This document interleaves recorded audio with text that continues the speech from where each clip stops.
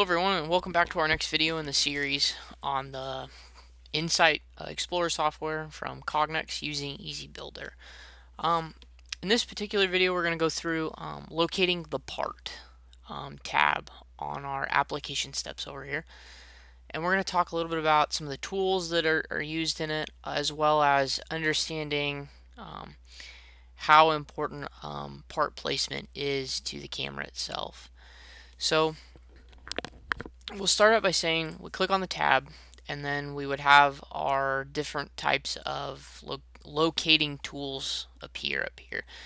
Now, using the IS2000 series, which again is the modern version of the old school Cognex checker system, we're only offered the pattern tool, as we can see right here.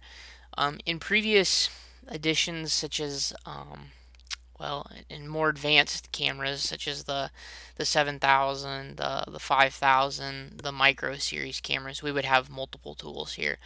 There is another particular type of tool that Cognex has that if you buy the higher grade of the smart camera software itself, not the software but the camera that has an onboard firmware on it, you would get a thing called PatMax pattern.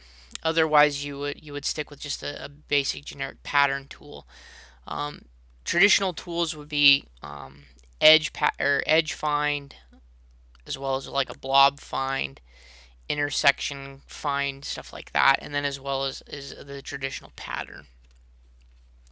Whereas in this 2000 software, we're only offered the pattern tool.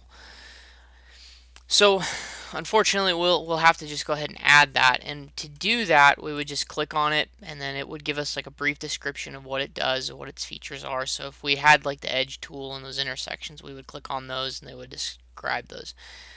Once we've selected it, we go ahead and click add, and all pattern tools are going to function the same exact way. They're going to look for a model region as well as a search window. So the model region is what we're looking for. So in this case, maybe we're looking for this circle with a line through it, or maybe we're looking for a different image such as this particular one with the two circles and a line through it. And for our purposes of this video, that's kind of what we're looking for, is this exact model here. And so what we would do is we would set our box around the image that we're looking for, and then we would just click OK. And it's going to automatically teach this within the system here, and then we're going to have to adjust and I'm going to go ahead and adjust like our pattern search window. So if you have a particular part placement where it's setting this circle always in that same exact spot, then you can move your pattern tool to look only in that particular spot. Otherwise, you may have to adjust your pattern depending on what it needs. Depending on your search window, as you would need. One of the other things we may have to do here is we may have to adjust some of our tolerances in order to get this to pass here. And for some reason, this particular checking system is not liking our pattern, and I'm gonna be honest, I'm not entirely sure why this particular one isn't liking it, but I will do a little more digging on this to discover this, and then I'll put that in our next video as to what was going on here with this software. I will tell you right now, checker software, even in the Insight stuff, checker can be a little bit temperamental as to what it's doing in its patterns, in its fine stuff. So just as a heads up for those of you that are using Cognex systems, Cognex works fantastic, but checkers are always a little bit more on the temperamental side. They always have, even in the older editions all the way to this current newer edition. So it's always something you kind of got to finesse and play with a little bit to kind of figure out what exactly is going on and why it's doing that. And so again, I'll look into this a little bit more to figure it out. But In a normal system, we would have a very similar setup as this. We wouldn't have maybe this particular rotation tolerance set like this, as well as part finding meter, but we would have something very similar to these in a like a drop down selection piece, such as this over here, and then your model region would also appear, and you could reteach the model by clicking on the model region. It'll appear up here, and you can reteach it, and then you'll just hit train, and then it'll say that's the model that you're looking for.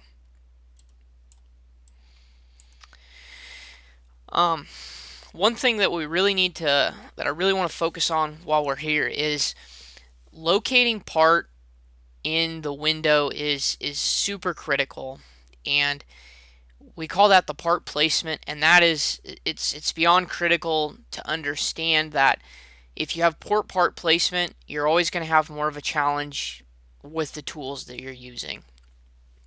So I have over here on my desk camera that I want us to kind of look at something and to understand more on the part placement setup. So I have a couple of nickels that I'm going to use as our demonstration as an example.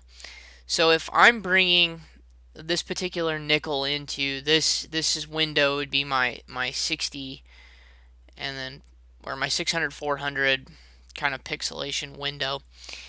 If I'm putting this nickel always up here in this upper left corner, and it's always going to be there, that's fairly useful and helpful when we're putting tools into there, such as locating as well as inspection criteria.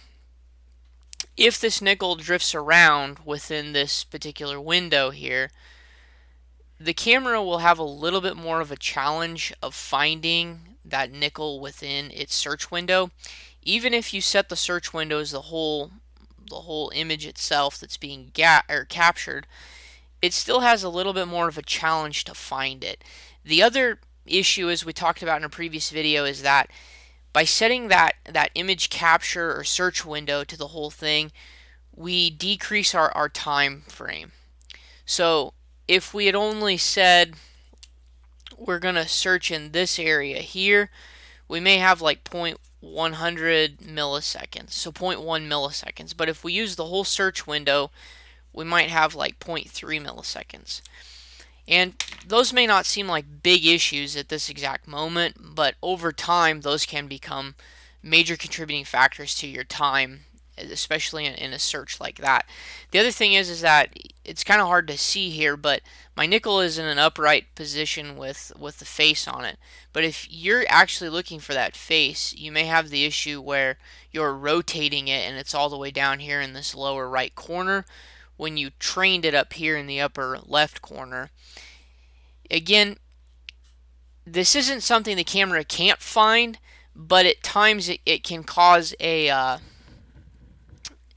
pass-fail issue where it's a positive fail or it's a failed positive, meaning that this is a positive image. It should be good. It should be passing, but the system failed it because it's just outside of its understood criteria, and it's kind of drifted a little bit beyond what the camera thinks that it should be looking for. So in most senses, you might want to try to line this up so that this is looking in the middle, or you might want to, go ahead and put it up here in the upper left and maybe change your search window so that it's no longer a 600 by 400, but maybe a 100 by 100 kind of search window, for instance.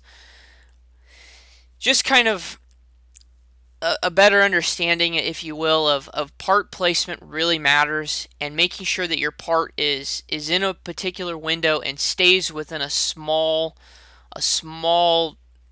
rate of variance is really helpful, especially when it comes to assigning tools and functions to the camera. It allows the camera not to have so much drift, if you will, and create those false positives, if you will.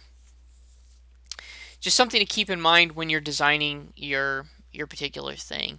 Especially, it will really especially become true when we get into the inspection of the inspecting parts, where we have some other options that we can add for detecting the part as well as measuring it out. So just some things to keep in mind. Again, goes back to what do you need for your program and how do you need to use it. So as always, thanks for watching and stay tuned for our next set.